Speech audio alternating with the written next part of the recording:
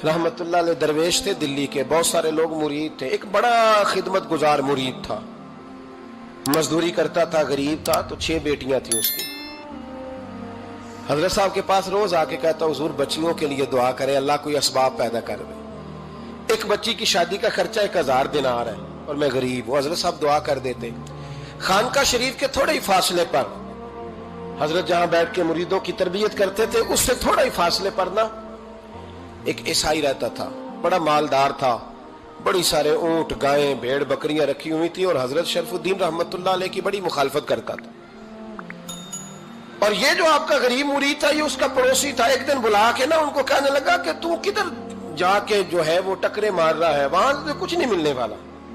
वो तुझे क्या देंगे जिनकी खानका खुद चंदे पे चलती है, मदरसा चंदे पे चलता है, मस्जिद चंदे पे चलती है। तेरी बेटी का मामला कहां हल होगा? तो उस दरवेश ने कहा कि तू मेरे पीर को नहीं जानता, तू अजय मेरा महबूब नहीं डिठा, तो पता नहीं ना, तू इस रास्ते का मुसाफिर नहीं, तू नहीं जानता। उनका बस चले ना तो वो हर कीमत में मेरी बेटियों की शादी करा दे। अब वो ईसाई था, कहने लगा अच्छा चलो ठीक है, अगर इतनी बात है ना तो जाओ उनसे जाके कह दो कि 6 साल के लिए मेरे साथ मुआहदा कर ले, वो मेरे जानवरों को चारा डाल दिया करे, 6 साल ड्यूटी करे, मैं 6000 दिनार दे देता हूं। वो मेरे साथ 6 साल मेरे जानवरों को चारा डाले, रखते हैं ना आप चारा डालने के लिए एडवांस पैसे दे के। अब तो लोग उन्हें भी गुलाम ही बना लेते हैं, बड़ी थोड़ी तनख्वाह देते हैं, जुल्म करते हैं, पूरा मुआवजा नहीं देते।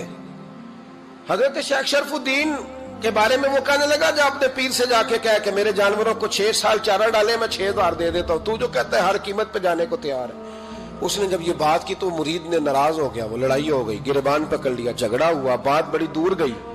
इस तरह की बात करता मेरे हजरत के बारे में, तेरे जैसे कई मैं वहां काम पे रखा दूं। जब वो बड़ी बहस हुई, बात मोहल्ले में, इलाके में फैल गई, दुनिया ने सुन ली, तो शेख शरफुद्दीन तक भी पहुंच गई। इस तरह झगड़ा हुआ है। लोग सो गए इशा की नमाज के बाद। हजरत साहब ने ना सर पे कपड़ा लिया, उस ईसाई के दरवाजे पे दस्तक दी, वो बाहर आया, फरमाने लगे लोग तो सोच समझ के मुलाजम रखते हैं, तूने भी तो सोच ही लिया होगा, तभी तो मुझे ऑफर की है। तू अपनी ऑफर पे कायम है? वाकई मुझे रख लेगा और 6000 दिनार दे देगा? कहने लगा जा बाबा काम कर अपना। फरमाया नहीं, तूने इतने लोगों में बात की, इतनी बहस हुई, तो कायम है? कहने लगा मैं तो कायम हूं, पर आपने नहीं कायम रहना। फरमाया मैं सोच समझ के आया हूं। उसने कहा आप ड्यूटी करेंगे, भैंसों को चारा डालेंगे? फरमाया एक शर्त, बस जब अजान हो जाए ना तो मुझे रब की नमाज पढ़ने की इजाजत दे देना, बाकी सुबह शाम जो तू कहेगा। अगर उस गरीब की बेटियां ब्याही जाए तो मुझे और क्या चाहिए? उसकी 6 बेटियों का बोझ है उसके सर पे, तू मुझे रख ले। अल्लाह अकबर। वो कहने लगा चले पे मेरे साथ खते बंदगी कर ले। आजकल हम स्टाम करते हैं, उस जमाने में खते बंदगी होता था, गुलामी का खत काजी शहर के पास, यानी उसका ख्याल था कि चलो स्टाम की बात करूंगा तो भाग जाएंगे। फरमाया चल मैं तैयार हूं। काजी तक गए, तय हो गया, 6000 दिनार दे दिए।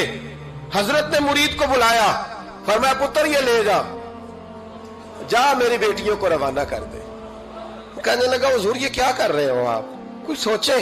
फरमाया यार जब तुझे बेटा बना लिया तो फिर मेरी पोतियां तो लगती हैं ना, मेरा हक तो बनता है ना, जा जाके ड्यूटी कर, उनको ब्याह दे। बात फैल गई। बादशाह भी अकीदतमंद था, वो 12000 दिनार लेके पहुंचा। क्या बताऊं इन रब के बंदों का दिल कैसा होता है, क्या दर्द होता है, क्या रंग। 12000 दिनार लेके बादशाह आया और आके हजरत को पेश किए, का हुजूर आप दें इस ईसाई को डबल दें और जाए काम करें। आप फरमाने लगे तू पैसे दे, शर्तें ना लगा, मेरा जहां दिल करेगा मैं खर्च करूंगा, मुझे तो मजा ही अब आने लगा है, अभी तो लुत्फ आ रहा है, अभी तो जायका आया है कुछ करने का, पैसे देने हैं तो दे, पाबंदी ना लगा, जहां मेरा दिल करेगा मैं। उसने कहा हुजूर ठीक है रख ले। हजरत ने फजर मस्जिद में पढ़ी, जेब में 12000 दिनार थे, ऐलान फरमाया भी किसी और की बेटी भी बैठी है तो पैसे मेरे पास है। वो 12000 दिनार भी बांट दिया और 12000 दिनार बांट के ना तो फिर चले गए खेत में चारा काटने। उस ईसाई को किसी ने बतलाया कि उनके पास तो 12000 आया है, पर तुझसे जान नहीं छुड़ाई उन्होंने। वादा ये हुआ था कि 6 देंगे तो जाएंगे, जब तक देंगे नहीं तेरे घर में काम करेंगे। वो ना चारा काट रहे थे, हजरत साहब तो वहां पहुंच गया, दूर जाके खड़ा हो गया, कहने लगा बाबा پہلے تو میں نے مسلمانوں کے اخلاق سنے تھے، اب تو میں نے دیکھ بھی لیے. پر یہ بتا جب 12,000 آیا تھا جان کیوں نہیں چھڑائی؟ تو حضرت چارہ کاٹتے کاٹتے رو پڑے، فرمانے لگے تو نہیں نہ جانتا یہ بیٹیاں سانجی ہوتی ہیں، پتہ نہیں نا. میرے رسول پاک نے تو حاتم تائی کی بیٹی کے سر پہ کپڑا رکھ کے کہا تھا بیٹیاں برابر ہوتی ہیں. تو یہ نہیں پتا جب اس کی 6 بیٹیوں کی شادی ہوئی ہے میرے اندر روحانیت کتنی بڑی ہے. فرمایا پھر 12,000 آیا ہے تو 2-4 بچیاں پھر گئی ہیں. تو یہ نہیں پتا میں اندر سے راضی کتنا ہوں، میں تیری نوکری کرتا رہوں گا، پتہ نہیں اللہ کتنی بیٹیوں کو بیاہ دے گا. اتنا رویا وہ عیسائی کے پیروں میں بیٹھ گیا، کہنے لگا بابا میں نے تیری مخالفت کی ہے پر تیرے قریب آ کے پتہ چلا ہے کہ تو بہت اونچے اخلاق کا مالک ہے، اور اگر تیرا یہ مقام ہے تو تجھے اخلاق سکھانے والے محمد عربی کی شان کتنی ہوگی. ظالم کی بولیے جاتے نہیں لوگ جھوٹے گواہ بن کے. وکیل صاحب کو نہیں پتا ہوتا کہ یہ بندہ مجرم ہے جو میرے پاس آیا؟ کیا مجرموں کے وکیل نہیں ہوتے؟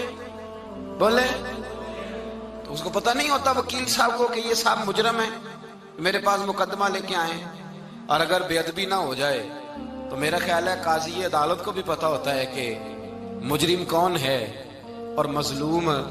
میرے نبی پاک صلی اللہ علیہ وسلم نے اس قدر زیادہ سختی فرمائی اس مسئلے میں. فرمایا جس کو پتا تھا کہ فلاں آدمی ظالم ہے، ظلم کر رہا، پھر وہ ظالم کا گواہ بنا یا اس نے ظالم کی مدد کی، کتنی کی؟ شارحین لکھتے ہیں چاہے اس نے ایک جملہ بول کے کی، چاہے ایک، سارے بولیے، چاہے ایک غریب کو اس نے ظلم کیا تو کہتے ہیں علاج یہ سی، چاہے ایک جملہ بول کے کی. شارحین اس حدیث کی شرح میں لکھتے ہیں ایک جملہ بول کے چاہے مدد کی. جس بندے نے کسی ظالم کی مدد کی کسی مقدمے میں یا کسی صورت میں اور اسے پتا تھا یہ ظالم ہے، میرے نبی پاک صلی اللہ تعالی علیہ وسلم فرماتے ہیں اگر اس نے مدد کی، ابھی ظالم کی بات نہیں ہو رہی، ظالم کے مددگار کی بات ہو رہی، اگر کسی نے ظالم کی مدد کی تو حضور فرماتے ہیں خدا بھی اس سے بری ذمہ ہے، رسول بھی اس سے بری ذمہ ہے. سنبھال کے رکھے اپنی نمازیں، قربانیاں، حج، زکوٰۃ سنبھال کے رکھے. اگر ظالموں کا مددگار ہے، الیکشن آ لینے دے، آپ کو نظر آ جائے گا کون کون ظالموں کا مددگار ہے، نظر آ جائے گا. اپنی جیب سے لوگ پیسے دے کے ظالموں کی مدد کریں گے، ان کے فلیکس چھپوائیں گے، بورڈ لگوائیں گے، جیبوں سے پیسے دے کے. ہم نے خود آگ لگائی ہے چمن میں اپنے، بے سبب گردش ایام کو الزام نہ دو، ہم نے خود نور کا ظلمت سے کیا ہے سودا، کر کے توہین سحر شام کو الزام نہ دو. ظالموں کے مددگار میدان میں آ گئے. یہ چھوٹا لفظ نہیں، میرے حبیب پاک صلی اللہ علیہ وسلم نے فرمایا جو ظالم کا مددگار ہے سن لے جو سجن کے ساتھ کچہری جاتا ہے، وہ یاد رکھے جو دوست کا گواہ بنتا ہے، وہ یاد رکھے جو کہتا ہے میں مانگی گیا تھا، مجھے بلایا گیا تھا قبضہ چھڑانے کے لیے کسی غریب بیوہ کی جائیداد پہ. وہ سن لے تو مدد کر کے نہیں آیا، تو خدا کے ذمے سے نکل گیا ہے. رسول پاک نے فرمایا تیرا میرا تعلق ختم ہو گیا، تو ظالم کا مددگار ہو گیا. پھر تو کہتا میں بے چین ہوں، میں بے قرار ہوں، میں آزمائش کا شکار ہوں. پلٹ کے دیکھ تو صحیح تیرا گناہ کتنا بڑا ہے. میرے نبی پاک صلی اللہ علیہ وسلم کا ایک اور فرمان سن لیں، ابن ماجہ ابو داؤد میں موجود ہے. اس حدیث کو آپ نے یاد کر لینا ہے. کر لیں گے انشاءاللہ؟ سارے کہیے انشاءاللہ کر لیں گے یاد. حضور صلی اللہ علیہ وسلم نے فرمایا اگر تو ظالم کی مدد کرے گا نا، یہ لفظ دل کی تختی پہ لکھ لینا، یہ مکافات عمل ہے، مکافات عمل دنیا، ادھر کرو گے تو ادھر بھرو گے. فرمایا اگر تو کسی ظالم کی مدد کرے گا، سن لے حضور کا فرمان ہے، اگر تو ابن ماجہ ابو داؤد سیاہ میں موجود ہے، فرمایا اگر تو کسی ظالم کی مدد کرے گا تو رب تعالیٰ مرنے سے پہلے تیرے اوپر بھی ظالم کو مسلط کر دے گا. تیرے اوپر بھی ایک دفعہ ظلم ضرور ہوگا اگر تو ظالم کی، وہ کسی صورت میں بھی ہو سکتا ہے، کسی صورت میں بھی تیرا بیٹا ہی اٹھ کے ظلم کر دے گا، تو الجھ جائے گا، کسی نہ کسی جگہ تیرے لیے تباہی کا سامان ہوگا، تیرے اوپر ظلم ہوگا، اس لیے کہ تو ظالموں کا مددگار ہے. چاہیے یہ تھا کہ تو مظلوم کی مدد کرتا، انسانی ایمانی یقین کا فریضہ سر انجام دیتا، تو ظالموں کا مددگار ہو گیا.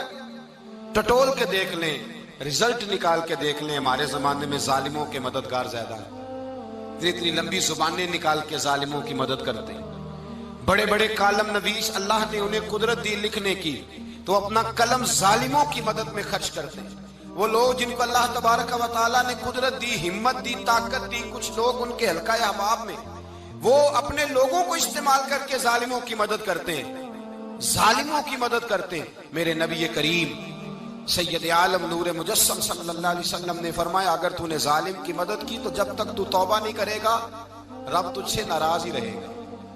اللہ تجھ سے، او بھائی جس سے رب بھی ناراض ہو گیا، نہ کھانا نہ پینا نہ سونا نہ جاگنا نہ نیند، پھر تیری ہر چیز تیرے لیے آزمائش ہو جائے گی، پھر تیرا سایہ بھی تیرے لیے خوف کا سامان بنے گا، پھر زندگی جیتی جاگتی لاش بن جائے گی، تو اپنے کندھوں پر اپنی میت اٹھائے پھرے گا جب تو ظالم کا مددگار ہوگا۔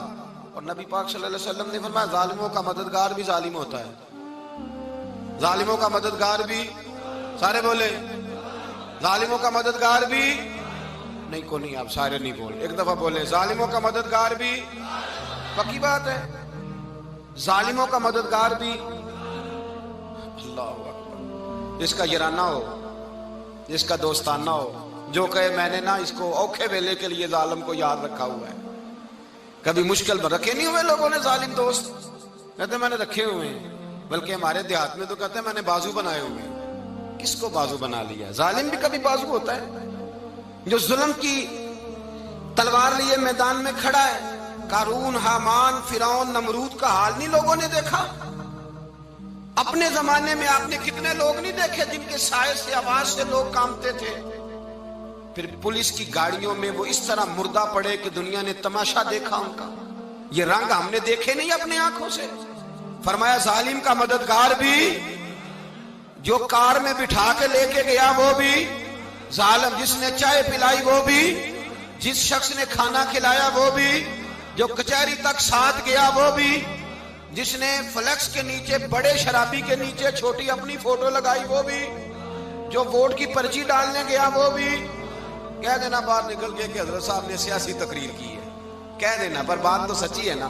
خو کرے حمد سے تھوڑا سا گلا بھی سن لے، خو کرے حمد سے تھوڑا سا بھی گلا۔ امام مالک کے پاس ایک بندہ آیا، اس نے کہا حضور میں درزی ہوں، ایک ظالم بادشاہ مجھ سے کپڑے سلواتا ہے، میں تو ظالموں کا مددگار نہیں نا۔